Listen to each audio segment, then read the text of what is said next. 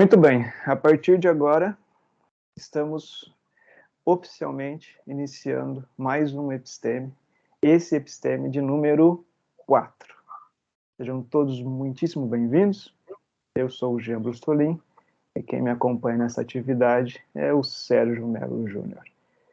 Vamos pensar hoje um pouco sobre transtornos mentais e dentro dos transtornos mentais pensamos em algo como uma visão breve, até porque seria muita ousadia da nossa parte querer tratar aqui, trabalhar aqui todos os transtornos mentais, porque temos uma lista gigantesca, então nós escolhemos alguns, por isso uma visão breve. Dentro desse slide, se você observar um pouquinho assim, com um pouquinho mais de detalhe, com um pouco mais de cuidado, vai perceber que ao fundo uma imagem de Van Gogh com uma pessoa que está numa posição, né, de cabeça em direção aos joelhos, fosse um símbolo de um quadro depressivo, ou de uma pessoa triste, ou de uma pessoa borocochô, ou desanimada, ou alguma coisa nesse sentido, aparentemente, pelo que nós estamos visualizando. E talvez é um pouco sobre isso que nós vamos conversar nesse dia de hoje. Sérgio, seja muito bem-vindo, muito obrigado pela parceria. Vamos trabalhar um pouco? Vamos lá? Então vamos lá, bom dia a todos também. O guest acabou de sair, estamos só nós dois agora. Entrou a Heloísa, agora entrou. Então, estamos em 3 agora. Bom dia, Heloísa. Bom dia ao pessoal da gravação e quem estiver assistindo posteriormente. Como o Jean trouxe, eu falar um pouco sobre transtornos mentais, agora bem brevemente, né, Jean? Que a gente se propôs aqui a trazer essa visão, não para trazer essa visão global, como a gente já disse, é breve, mas para meio que introduzir para as pessoas, quando forem ler ali o DSM, o compêndio, etc., já terem uma noção breve, né, de como fazer isso. Então, pois é, seguindo o nosso cronograma aqui. Falou alguma coisa? Bom dia, Luísa. O que nós vamos tratar hoje no nosso encontro são 4 pontos específicos, né? De início, uma introdução bem breve do que a gente vai tratar, de como, sobre os assuntos que nós vamos tratar, de fato, né? Alguma contextualização sobre isso, um pouco semelhante àquelas características do DSM que nós trouxemos no encontro 2, se eu não me engano. Aí, posteriormente, nós vamos falar sobre 3 transtornos específicos. No caso, são os transtornos do neurodesenvolvimento, mais especificamente do TDAH, depois dos transtornos depressivos, mais especificamente do transtorno depressivo maior, e, por último, do transtorno de ansiedade, e mais especificamente do transtorno do pânico, de pânico, no caso, né? Então, começando aqui pela introdução, a gente novamente traz uma imagem de Van Gogh aqui como ilustração, né? E nós começamos trazendo essa informação, né, Jean? Que em relação ao DSM-5, um apanhado geral dele, que, como a gente já abordou isso anteriormente, o DSM-5 é um manual, né? De fato, como o próprio nome traz, é um manual diagnóstico e estatístico de transtornos mentais. Então, ele vai trazer uma série de informações. Bom dia, Mariana. Uma série de informações sobre alguns transtornos, né? E esses transtornos que ele traz, bom dia, é dividido em capítulos, esses transtornos que o DSM traz, né? E esses capítulos são esses que a gente abordou aqui. Então, vai aparecer aí transtorno do neurodesenvolvimento, espectro da esquizofrenia e segue a lista. Né? Alguma coisa aqui, Jean? Nós estamos com um documento de mais de 1000 páginas, né? Sim. Então, temos uma lista aí gigantesca de informações. Realmente nós não conseguimos colocar tudo aqui dentro desse encontro de hoje, que temos aproximadamente 2 horas e meia de duração, mas dentro desses transtornos, dentro desses capítulos que o DSM está colocando aí para a gente, que vocês estão observando, eu acredito que temos alguns que chamam um pouco mais a atenção devido à quantidade que nós encontramos na prática clínica, né? Então, provavelmente, neurodesenvolvimento, nós vamos encontrar uma quantidade bastante relevante. Até a professora Mariana, que está com a gente agora, até vai lembrar um pouco sobre o autismo, né? E nesses últimos anos teve um aumento significativo, então ele está dentro desse quadro. Esquizofrenia, nós vamos encontrar um pouco mais de força dentro de hospitais ou dentro de sistemas públicos, como o CAPS, por exemplo. Esses centros O bipolar vai encontrar um pouco na prática clínica, depressivo, ansiedade, compulsivo também, trauma, estressores também. Agora, outros como dissociativos, sintomas somáticos, vai ter um pouquinho menos, mas o alimentar já vai encontrar um pouco mais, eliminação talvez um pouco menos, de sono vigília talvez um pouco mais, né? Então, alguns temos uma relevância maior devido ao volume de atendimento que nós fazemos e outros acabam sendo um pouco mais esquecidos, assim, um pouquinho mais distantes da gente.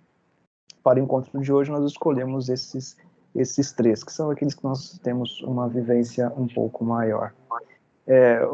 Assim, como curiosidade, eu estava brincando com o Sérgio aí essa semana e tentei fazer uma separação pensando em códigos aqui nos capítulos do DSM.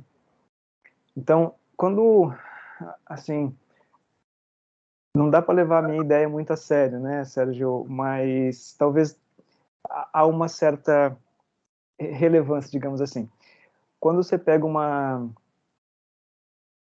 documento médico, que ele está trazendo um código para você, todas as vezes que lá nesse código, né, do CID, tiver assim, ó, 7, 8 ou 9, na sua cabeça já tem uma noção que está ligado a alguma coisa de criança ou adolescente. Acho que é mais ou menos uma ideia que a gente pode levar em consideração. Então, quando vier número 2, você vai ali mais ou menos dentro do quadro da esquizofrenia. Se você for para número 3, tu tem mais ou menos alguma coisa dentro dos quadros de humor, né, do bipolar ou de depressão. Se você estiver dentro do quadro número 4, tu já vai lembrar mais ou menos, está dentro dos quadros de ansiedade. Então, acho que é uma forma que nós temos de conseguir ter uma noção do que está chegando para a gente. Porque a quantidade de transtornos ela é muito alta e decorar cada transtorno, o código de cada transtorno, é praticamente impossível. 300 e poucos transtornos e mais as suas especificações, então daria um número gigantesco para a gente decorar tudo isso. Então, mais ou menos essa estrutura faz com que a gente tenha um pouco de velocidade naquele momento quando a gente recebe ali um diagnóstico médico, por exemplo, com determinado código. Eu acho também que vale a pena a gente lembrar uma outra questão, que seria, aí no DSM nós temos a letra principal, letra F, de faca, mas também vamos encontrar outras letras, como letra N, por exemplo, até Sérgio, se puder me lembrando aí, letra N nós vamos encontrar também no DSM, vai encontrar a letra Z também, vai Letra T encontrar a também. letra G T também. de tatu, letra G. Então, como o DSM ele faz um recorte da CID, ele faz o recorte, né, da letra F. Só que todas aquelas doenças que tiver alguma relação com o psíquico, ele também acaba entrando. Então, por exemplo, a letra G vai ter uma conexão com as doenças que estão ligadas ao sistema nervoso central. Por isso, lá no DSM vai aparecer a letra G. Tá? Então, eu acho que isso também é legal para a gente lembrar o seguinte, quando tem outras letras, principalmente quando temos outras letras como letra G, dá uma olhadinha no marcador diagnóstico. Acho que a gente vai até falar um pouco disso na frente, né? Dá uma olhadinha no marcador diagnóstico, porque nesse marcador diagnóstico nós vamos conseguir ter ali alguns testes, por exemplo, para identificar aquela condição médica. Bom, Sérgio, vamos adiante, para a gente não ficar muito Só tempo nessa. pontuar aqui que acho que é interessante de mencionar também, que o DSM traz, além dos transtornos, né, ele traz essa categoria aqui, a última, que é de outras condições que podem ser foco da atenção clínica, né? Que não são transtornos, mas são algumas condições que podem, como o próprio nome já traz, ser o foco da atenção. Então aí vai aparecer, por exemplo, negligência, né, Jean? Acidente, vítima de violência, vítima de abuso, etc. São aquelas condições que o clínico pode chamar a atenção dele e tem um código específico, mas que não são transtornos com critérios diagnósticos bem definidos, etc. Inclusive, aí dentro ele vai aparecer a letra F, mas também vai aparecer a letra T. Letra T e Z, principalmente. Letra T e Z, isso. E se eu não me engano, letra T ele vai tratar como queimaduras, cortes, né? Porque tá ligado lá ao autocutting, como é o nome? Automutilação? Automutilação, exatamente. Rapaz, Exatamente. cara, Muito bom. estrangeiro, né? Cadê? Podemos passar, então? Vamos adiante. Então, pois é, né? Como a gente trouxe, o DSM traz aquelas informações sobre aquelas categorias de transtorno, sobre aquelas outras condições também, e sobre cada um desses transtornos, de cada uma dessas categorias, ele traz algumas informações. Tem certa variação, né? Mas de modo geral é isso aqui que ele traz sobre cada um deles. Ele vai trazer, por exemplo, os critérios diagnósticos, né? Que são aqueles pontos que, enfim, acabam como é que eu posso dizer, definindo o transtorno, né? Então, para ser, por exemplo, um transtorno depressivo maior, ele tem que ter humor deprimido, ele tem que ter falta de prazer, tem que ter insônia, etc. E esses critérios que vão batendo, quando fecham esses critérios, aí sim pode ser dado o diagnóstico, né? Aí outra coisa que ele traz é a questão das características diagnósticas, que são esses critérios, só que um pouco mais detalhados, né? Em um texto corrido, isso aí. Outra coisa que ele traz também são as características associadas que apoiam o diagnóstico, que não, como o próprio nome já diz também, não são aquelas características que vão definir se vai haver um diagnóstico ou não, mas que podem apoiar esse fechamento do diagnóstico ou não, né? Outra coisa que ele traz também é a prevalência, o quanto que esse transtorno vai aparecer aí na sociedade. Também vai falar sobre desenvolvimento e custo, como é o desenvolvimento padrão desse transtorno, se ele aparece mais para a infância, mais para a idade adulta, como é que é a remissão padrão ou não, e assim por diante. Outra coisa que ele traz também é a questão dos fatores de risco e prognóstico, que é quais são aquelas condições que podem deixar o indivíduo vulnerável a desenvolver aquele transtorno, né, que são do fator de risco, e o prognóstico, qual é o possível prognóstico para aquele transtorno depois de dado o diagnóstico, né? Nesses dois pontos, ele vai trazer, não são todos que têm esses dois pontos, mas a maioria tem, que é em relação como o próprio nome já diz também, aquelas questões que são relativas à cultura e ao gênero, porque alguns transtornos podem ter certa variação, sim, em relação a isso. Né? Então, certas culturas podem ter, por exemplo, uma maior propensão a desenvolver certo tipo de transtorno, tipo depressivo ou algo do tipo, e o mesmo vale para o gênero também. Alguns podem ter mais propensão do que outros. Aí vai trazer também consequências funcionais do transtorno, que aí vai ser aquelas consequências que o transtorno pode trazer para o indivíduo. Diagnóstico diferencial, que é bem importante, a gente até vai abordar mais no futuro, mas são aqueles diagnósticos que podem ser semelhantes, podem se aproximar daquele transtorno que a gente está falando naquele momento, de certa forma, e o DSM vai trazer quais são as aproximações e quais são as diferenças desses transtornos, para não confundir o clínico, né? Vai trazer comorbidade também, são aqueles transtornos que podem aparecer junto com aquele transtorno específico que nós estamos analisando. Especificadores, esse aqui também nós vamos abordar posteriormente, mas são alguns detalhes que podem especificar certos diagnósticos. Então, por exemplo, o cara tem depressivo maior, mas ele tem depressivo maior com um especificador com sintomas ansiosos, por exemplo.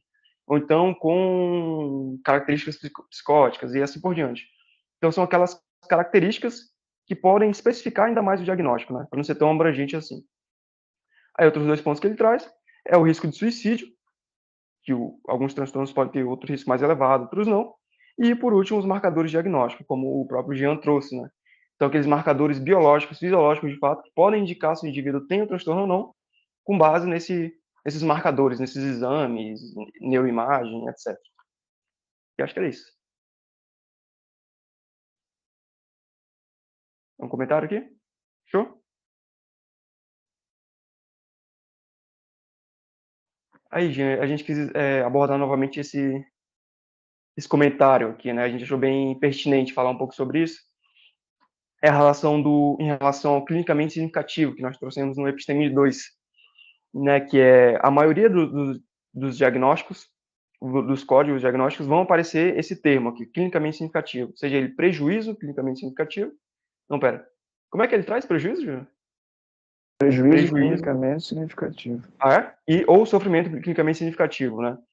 Que é, enfim, como a gente já trouxe também, aquela que vai depender do julgamento do clínico, né, do discernimento clínico, para avaliar se aqueles sintomas que o paciente está apresentando estão interferindo na vida dele ou estão causando certo sofrimento, né? Aí vai variar da avaliação do clínico e como a gente trouxe aqui, algumas perguntas que podem ajudar o clínico a fazer essa avaliação, né? Por exemplo, como é que os sintomas têm afetado a vida do paciente, o quanto o paciente está incomodado em ter esses sintomas, qual o impacto no funcionamento social, escolar, profissional, lazer, etc., que seria mais o prejuízo, né? E os outros dois, o sofrimento. Bom, é isso. Um comentário aqui? Assim, temos mais pessoas aqui com a gente. Eu estou vendo que a Monique está aqui com a gente. Oi, Monique, bom dia. Ana Flávia também, bom dia. Gislaine voltou com a gente, bom dia. Professora Mariana. E tem mais, acho que Heloísa. E, e, e tem um usuário convidado que eu não sei quem seria, né? Mas, assim, turma, nós estamos relembrando algumas questões. Acredito que todos vocês já têm acesso ao DSM, já passaram em algum momento, né, o olho lá. Então, acho que em algum momento aí pode abrir e chamar a gente, né, e participar também. Eu acho que isso é importante para a gente. Acho que a gente acaba agregando mais. Fizemos questão de trazer um ponto do Episteme 2, que é o clinicamente significativo, prejuízo ou sofrimento clinicamente significativo, porque me parece que, em grande medida, é o que nós erramos no diagnóstico. Então, esse sujeito, ele apresenta lá as características, 5 características lá que o DSM está pedindo, mas às vezes está passando batido essa informação. Eu preciso compreender bem se há prejuízo ou se há o sofrimento que seja significativo. Dentro de prejuízo, eu pensei um pouco mais em algo externo, como se ele consegue realizar a atividade que está bem aqui embaixo, né?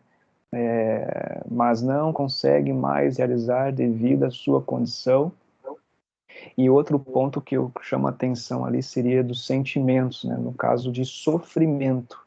Então, como você descreveria seus sintomas e sentimentos atuais, ou seja, algo externo e o outro interno? E isso é fundamental para a gente fechar um quadro de determinado transtorno. Nós não podemos esquecer disso. E por mais que talvez essa frase ela não apareça dentro dos critérios diagnósticos, ela vai aparecer em algum outro lugar solto no texto lá, mas ele precisa apresentar esse ponto. Eu acho que um outro ponto também que precisa ser levado em consideração seria que é o julgamento do profissional. Portanto, quanto mais capacidade técnica você tiver, maior vai ser a sua qualidade de julgamento desse quadro. Então, a Monique colocou assim, ó, tanto para ele paciente quanto para outros do convívio social. Perfeito, eu preciso compreender esse histórico desse paciente para poder verificar esse convívio social. Acho que isso é fundamental. Preciso compreender um pouco mais dessa história. Preciso compreender um pouco mais desse ambiente no qual ele está inserido, que seria o ambiente de trabalho, por exemplo. Preciso compreender qual é a relação que ele tem com a esposa, por exemplo, para verificar se esses relacionamentos geram um sofrimento que altera o comportamento dele. Bom, e aí segue a lista. Repito, clinicamente significativo, prejuízo ou sofrimento precisa ser levado muito em consideração quando nós estamos construindo um diagnóstico psicológico. Isso aí. Que vai ter uma conexão com o próximo slide, né, que de novo vai falar desse discernimento do profissional, né, desse discernimento clínico. Que até isso aqui é um recorte que a gente fez do próprio DSM, né? Que eu acho que é até interessante a gente ler na íntegra e depois destacar alguns pontos importantes, né? Uma dúvida, vocês estão me vendo? Porque travou a tela da Mariana e do Jean aqui. Dá para me ver e me ouvir? Eu estou te vendo travado, mas eu Eu estou estou te só te ouvindo. ouvindo. Eu tô vendo e ouvindo. Agora, vendo e ouvindo. Eu escutei a voz da Ana aí, parece. Ana? É muito legal esse Sou negócio eu, sim. negócio de internet, né, gente? Bom dia! Bom dia. Bom dia. É ótimo isso, né? Professor, A gente não vê as pessoas, né? hoje foi atípico. Amanhã tem a prova do Colégio Militar e a minha filha vai fazer. Então, estou voltando do cursinho agora, deixando ela. Deus me abençoe. Vai dar tudo certo. Gente, vocês estão me Amém. vendo então, né? E me ouvindo? Só uma dúvida. Sim. Tá sim, Sérgio. Tudo bem. Beleza. Legal. Eu tô vendo vocês parados aqui, mas eu tô escutando também normalmente, até o momento, pelo menos. Então vamos lá, continuar? Então, como o Jean estava trazendo, essa questão do clinicamente significativo, um ponto que a gente destacou do próprio DSM, em relação àquela questão do julgamento clínico, né, é esse trecho bem aqui, que o próprio DSM traz, né, que a formulação de caso para qualquer paciente deve incluir história clínica criteriosa e um resumo conciso dos fatores sociais, psicológicos e biológicos que podem ter contribuído para o desenvolvimento de determinado transtorno mental. Portanto, não basta simplesmente listar os sintomas nos critérios diagnósticos para estabelecer um diagnóstico de transtorno mental. Embora a conferência sistemática da presença desses critérios e de como se aplicam a cada paciente assegure uma avaliação mais confiável a gravidade e o peso relativos de critérios individuais e a sua contribuição para um diagnóstico exigem discernimento clínico. Né? Então, é exatamente aquilo que a gente trouxe também anteriormente, que para ser feito um diagnóstico precisa exatamente desse discernimento clínico, né? Dessa avaliação do profissional, do julgamento do profissional, porque, né, tem os critérios diagnósticos do DSM, mas tem alguns detalhes que vão precisar desse discernimento, que é exatamente o que ele traz aqui. A gente precisa fazer essa análise clínica, né, criteriosa da história de vida do paciente, fazer esse resumo de fatores sociais, psicológicos e biológicos que ele traz também, e não simplesmente listar os sintomas, né? Então eu vejo ali que o indivíduo ele tá dormindo mal, por exemplo, ele tá, enfim, emagreceu, ele tá meio distraído, ou etc. Eu vou vendo esses sintomas, vou listando, e é como se eu tivesse com uma listinha aqui, check, check, check, fechou os sintomas, fechou o diagnóstico, é isso, valeu, falou. Não é bem assim, né? Não é só se listar os sintomas como o próprio DSM traz. Precisa de toda essa avaliação clínica, de todo esse julgamento clínico, de todo esse discernimento clínico, para que seja fechado esse diagnóstico, né? Então, a gente quis chamar essa atenção aqui, porque é bem comum a gente ver isso, inclusive, principalmente no nosso meio de psicologia, as pessoas saírem dando diagnóstico por aí só porque eu envio que o indivíduo está mais para baixo, ou etc. E é isso. Ou então até mesmo se autodiagnosticando, né? Até uma atenção a mais que a gente chama aqui, para não saírem diagnosticando todo mundo por aí, só porque você acha que ele tem determinados sintomas que podem caracterizar tais transtornos, e também para não sair se autodiagnosticando por aí, né? Porque você, enfim, não tem como ter esse discernimento clínico para se autoanalisar, etc. É bom ir no clínico, fazer essa avaliação psicológica, para aí, de fato, estabelecer esse diagnóstico ou descartar, né? Então, a gente quis chamar essa atenção aqui.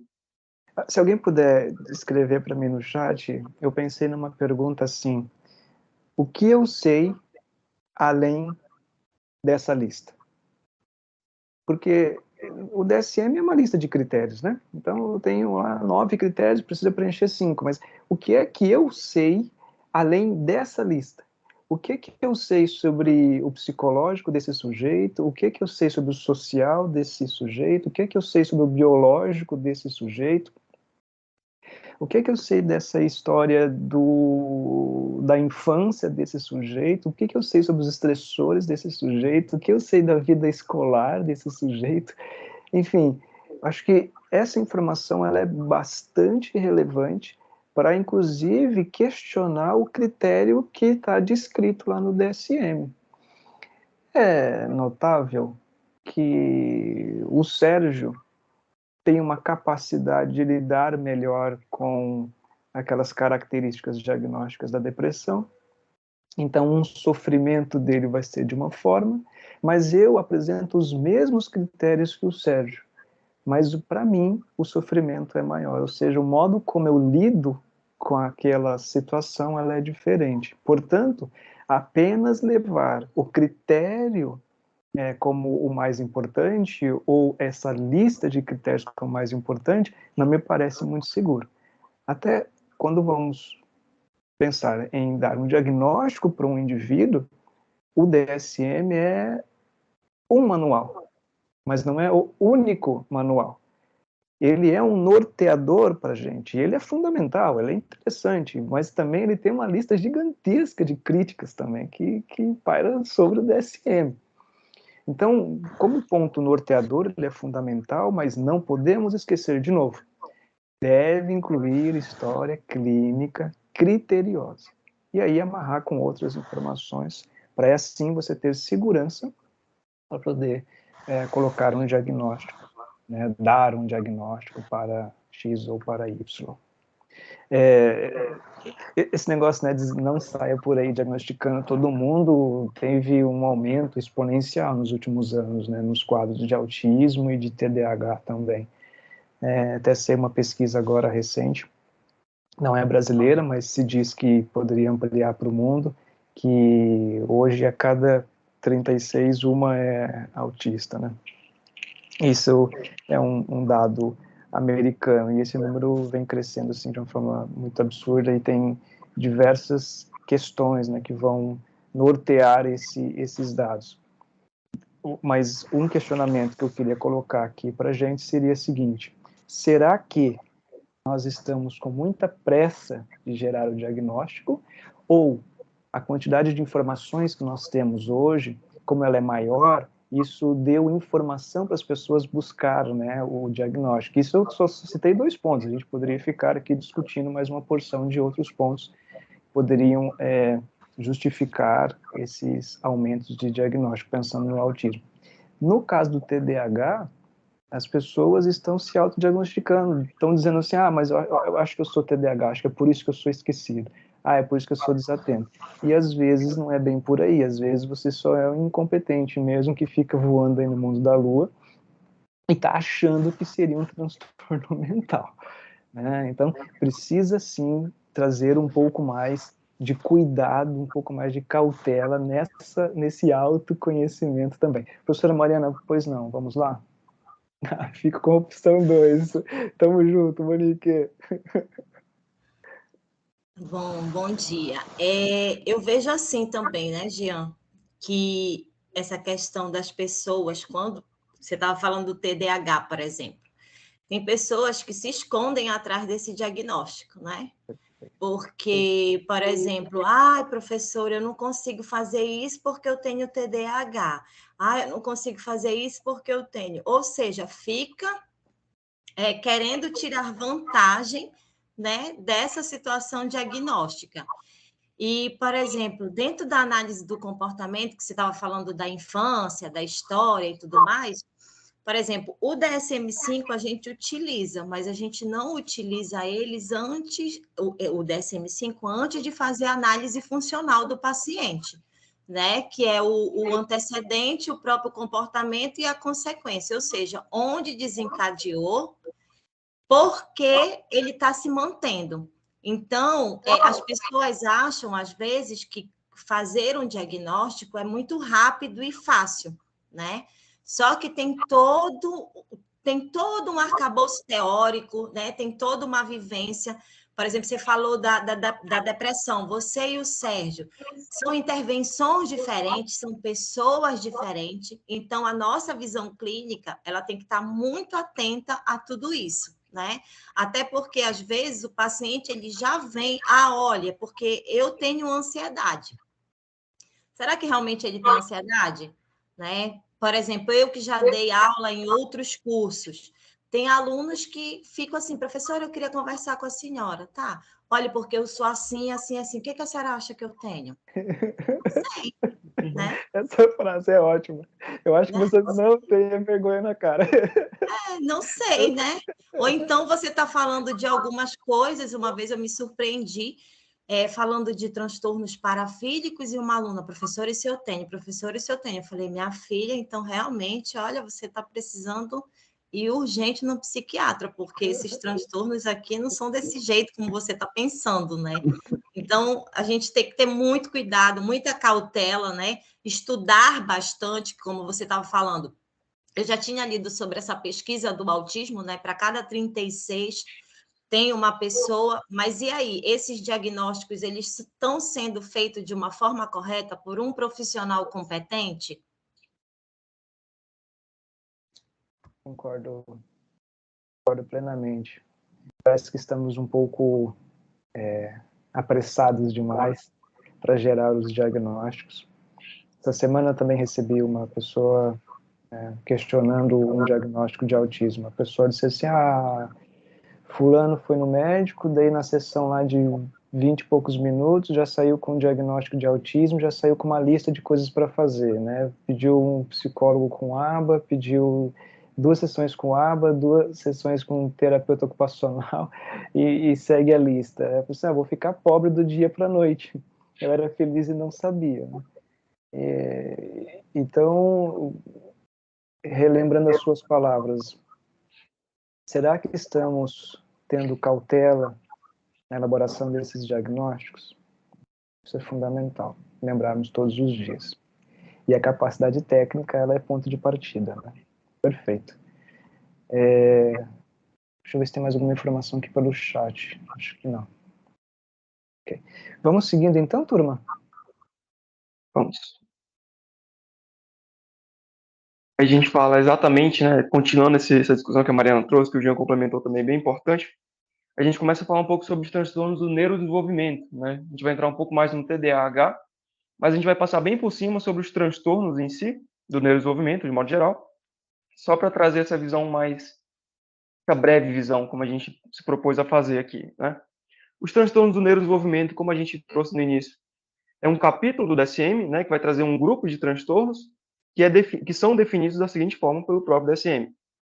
São um grupo de condições tipicamente manifestadas no início do desenvolvimento, por isso o nome, variando desde limitações muito específicas na aprendizagem ou no controle de funções executivas até prejuízos globais em habilidades sociais ou inteligência e acarretando prejuízos no funcionamento pessoal, social, acadêmico ou profissional do indivíduo, né? E aí, dentro desse grupo de condições aqui, o DSM traz uma lista de transtornos, que aí tem outras subdivisões, né? Uma dessas subdivisões, ou subcategorias, etc., do neurodesenvolvimento, vai aparecer aqui os transtornos da comunicação, né? Inclusive, eu acabei de ver que a gente não apagou aqui, já, mas enfim. Transtornos da comunicação, que é exatamente aqueles transtornos que apresentam déficit, né? Que os indivíduos portadores desses transtornos, eles apresentam déficits na linguagem, na fala e na comunicação.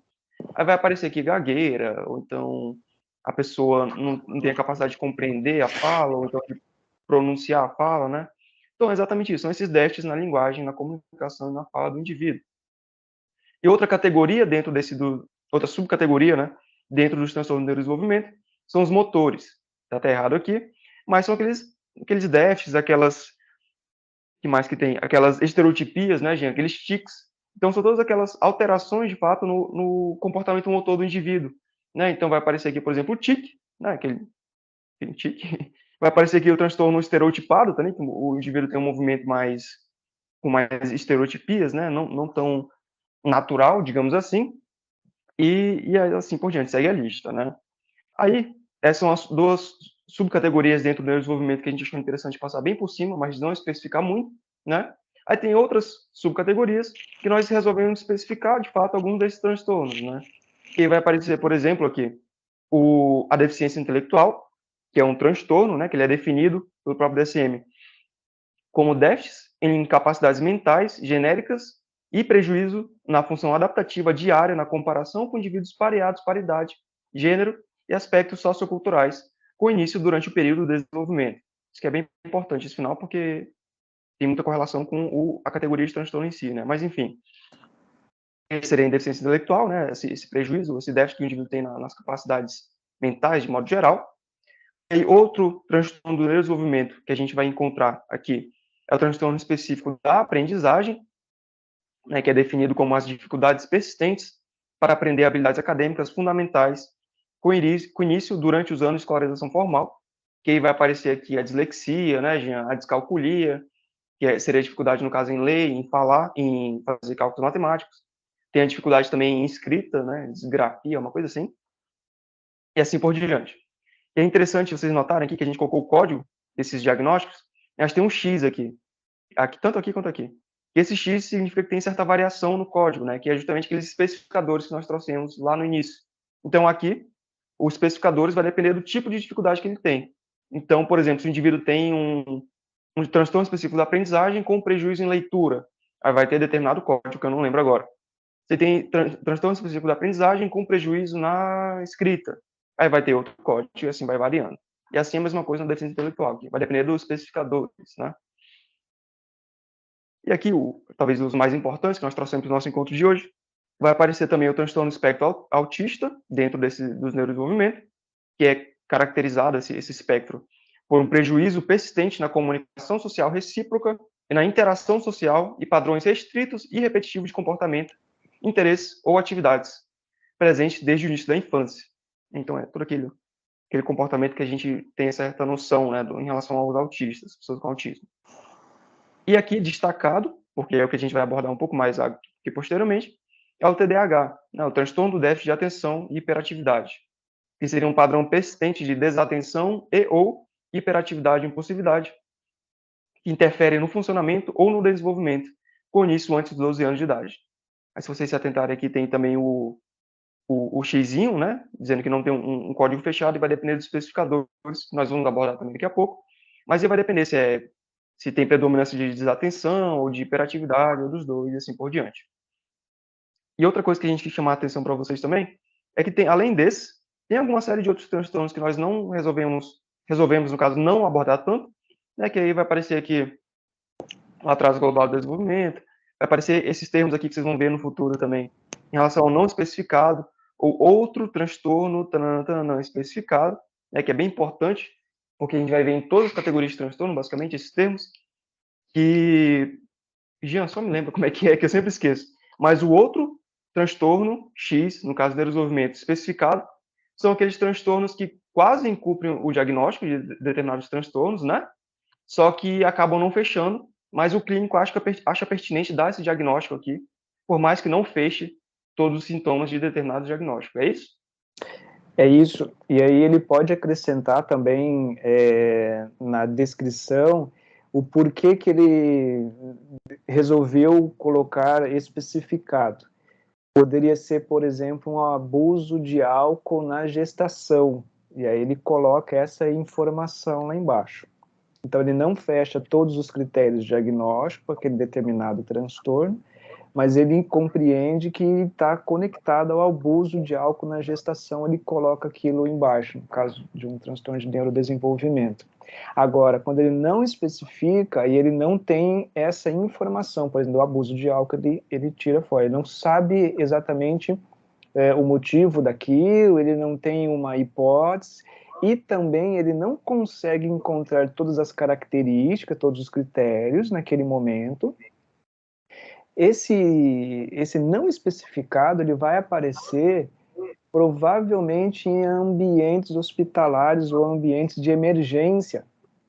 Né? Então, repito, quando nós estamos pensando em especificado, o clínico ele consegue levantar algumas características, mas ele também descreve alguma outra informação.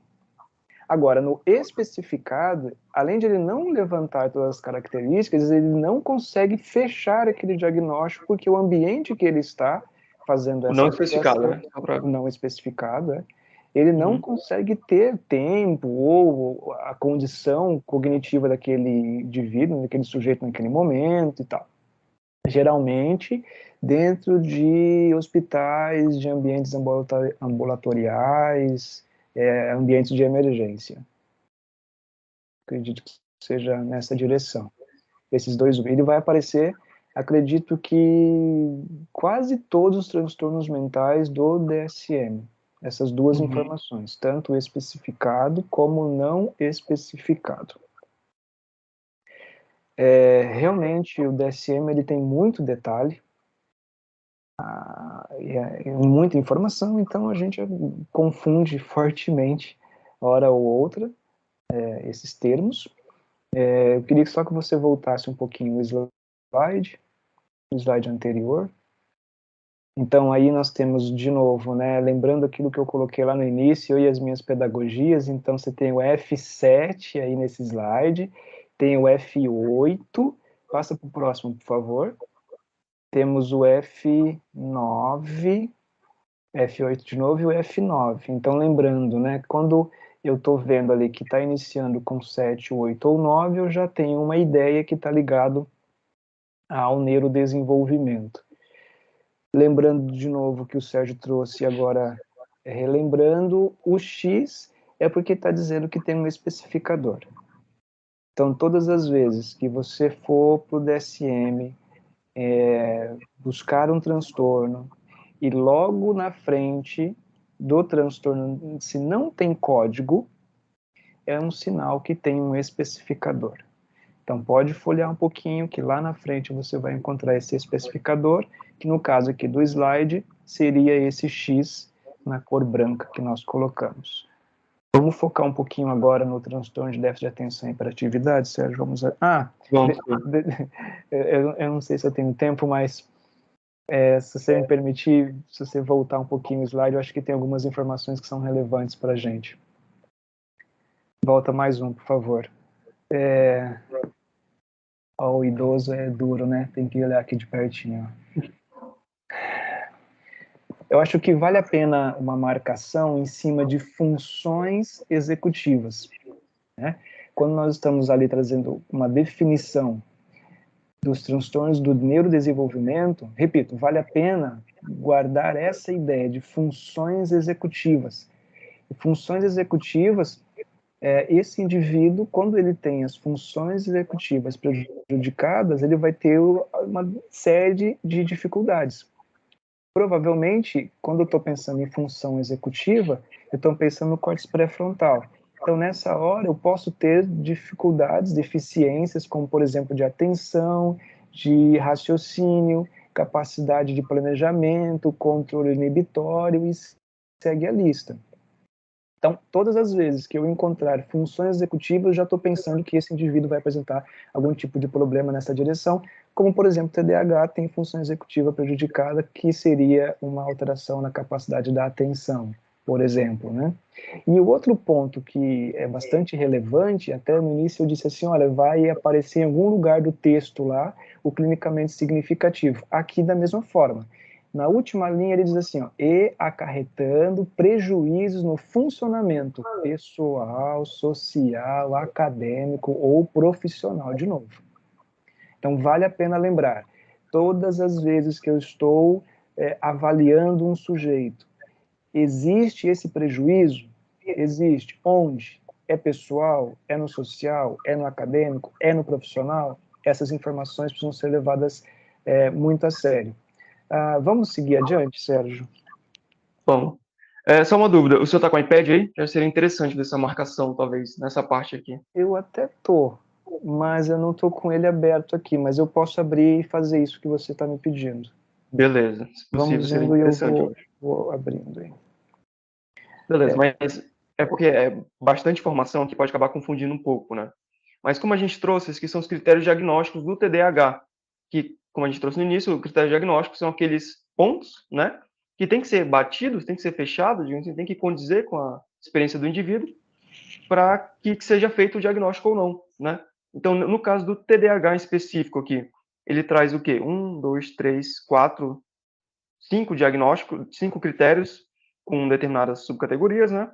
Mas quais são os 5 critérios? O primeiro deles, o A, seria que o TDAH, o indivíduo tem que apresentar, né, um padrão persistente de desatenção e ou hiperatividade e impulsividade, que interfere no funcionamento e no desenvolvimento, conforme caracterizado por 1, a parte de desatenção, ou 2, hiperatividade e impulsividade, né? Então aqui tem alguns pontos importantes que eu acho que é interessante destacar, né, Jean, em relação aos critérios diagnósticos do TDAH.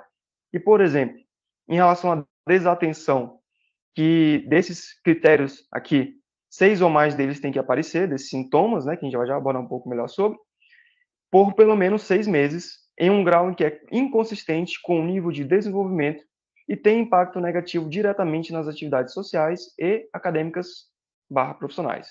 Que vai aparecer o prejuízo aqui, né? É importante destacar que são 6 ou mais desses sintomas aqui, que eles têm que persistir por pelo menos 6 meses, né? Que é inconsistente com o desenvolvimento do indivíduo e que tem esse impacto na vida dele. Então, o que vai aparecer aqui no critério de desatenção, pelo menos, do TDAH? Vai aparecer que o indivíduo ele não presta atenção em detalhes, né? Ou ele acaba cometendo erros por descuido em tarefas escolares, no trabalho ou outras atividades. O indivíduo com TDAH também pode ser que ele tenha dificuldade em manter a atenção em tarefas ou atividades lúdicas. O indivíduo com TDAH também pode parecer que ele não escuta quando alguém dirige a palavra diretamente. O indivíduo com TDAH, ele frequentemente não segue as instruções até o fim, né? E não consegue terminar trabalhos escolares, tarefas ou deveres do local de trabalho. Ele também pode ter dificuldade para organizar tarefas e atividades, né? Que aí vai entrar aqui a questão da funções executivas, principalmente que o Jean trouxe, questão de planejamento, etc. Ele também pode apresentar aqui uma evitação, né? Ele pode não gostar ou relutar em se envolver em tarefas, que exigem um esforço mental prolongado, tipo estudar, por exemplo, né? Ele pode perder coisas necessárias para tarefas ou atividades. Ele pode ser facilmente distraído, por estímulos externos, que é um ponto bem importante, que a gente pode até voltar nele daqui a pouco. E ele também é esquecido em relação a atividades cotidianas, né? Essa parte da desatenção, pelo menos. Então, o indivíduo com TDAH, ele tem que bater pelo menos 6 desses aqui, que são o quê? 1, 2, 3, 4, 5, 6, 7, 8, 9. 9 dos sintomas tem que bater 6 desses 9, pelo menos, né? E para ter o diagnóstico de desatenção, pelo menos. Aí também, né, tem que avaliar a questão da hiperatividade ou impossibilidade do indivíduo, né? Mas antes de ir para cá, você acha que tem alguma coisa que vale a pena pontuar na desatenção, Jean?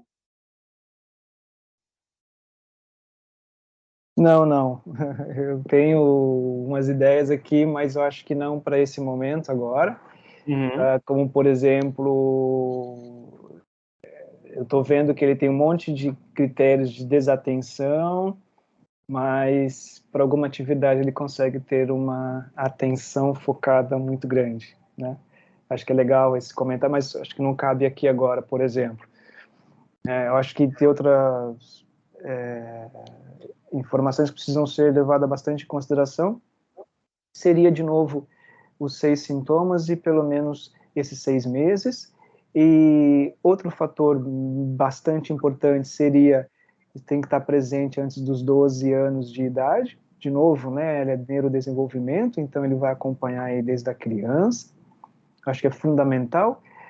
Outro ponto mega importante, ele precisa apresentar essas alterações em mais de um lugar, não pode ser somente na escola, inclusive isso até serve para diagnóstico diferencial. De novo, do clinicamente significativo vai aparecer lá embaixo, né? Precisa trazer alguma interferência no funcionamento, seja social, acadêmico ou profissional, e aí não pode ser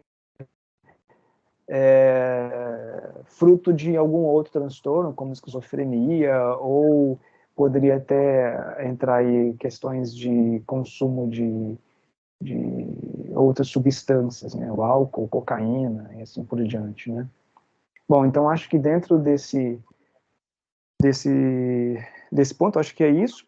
Eu colocaria aqui do lado número 9, eu e as minhas pedagogias, colocaria número 9, porque nós estamos agora falando do neurodesenvolvimento, o código 9.